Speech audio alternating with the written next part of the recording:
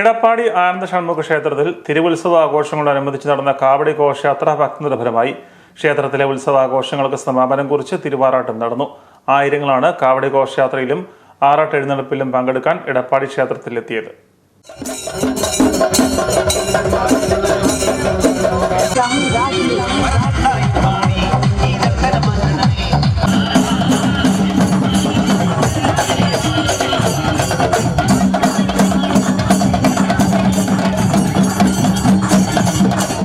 ശ്രീനാരായണ ഗുരുദേവന്റെ തൃക്കരങ്ങളാൽ പ്രതിഷ്ഠ നടത്തിയ ഇടപ്പാടി ആനന്ദ ഷൺമുഖ ക്ഷേത്രത്തിലെ മകരപ്പൂയ മഹോത്സവം ഭക്തിസാന്ദ്രമായ ചടങ്ങുകളോടെയാണ് നടന്നത്.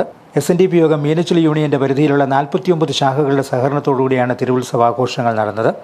മകരപ്പൂയ ദിനത്തിൽ വിവിധ ശാഖകളുടെ നേതൃത്വത്തിൽ കാവടി ഘോഷയാത്ര നടന്നു.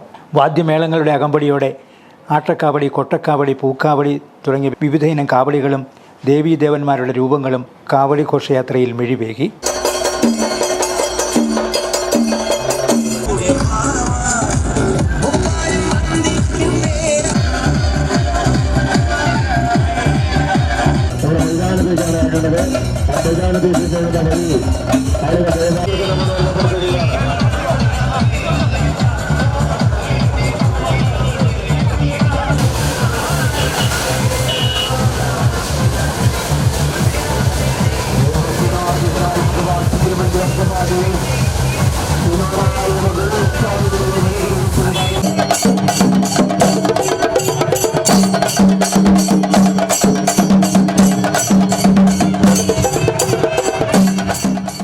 നയനമനോഹരമായ ഫ്ലോട്ടുകളാണ് കാവടി ഉത്സവത്തോടനുബന്ധിച്ച് ഉണ്ടായിരുന്നത്. ഉച്ചയ്ക്ക് 12 മണിയോടെയാണ് കാവടി ഘോഷയാത്ര ക്ഷേത്രത്തിലെത്തിയത്. കാവടി വരവിനെ തുടർന്ന് കാവടി അഭിഷേകവും നടന്നു. നിരവധി ഭക്തരാണ് കാവടി ഘോഷയാത്രയിൽ പങ്കെടുത്തത്.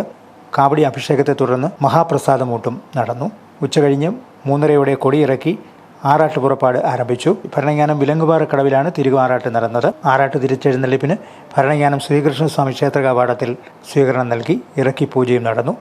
മൂന്നാംതോട്, ഇടമറ്റം, മല്ലികശ്ശേരി, ഇടപ്പാടി, കീഴമ്പാറ, മേലമ്പാറ, പാലാട്ടവും തുടങ്ങിയ ശാഖകളിൽ നിന്നുള്ള കാവടി ഘോഷയാത്രകളാണ് സംഗമിച്ച് ക്ഷേത്രത്തിൽ എത്തിയത്. മകരപ്പൂയ ദിനത്തിൽ തിരുവാറാട്ടും കാവടി ഘോഷയാത്രയും ഭക്തിസാന്ദ്രമായി.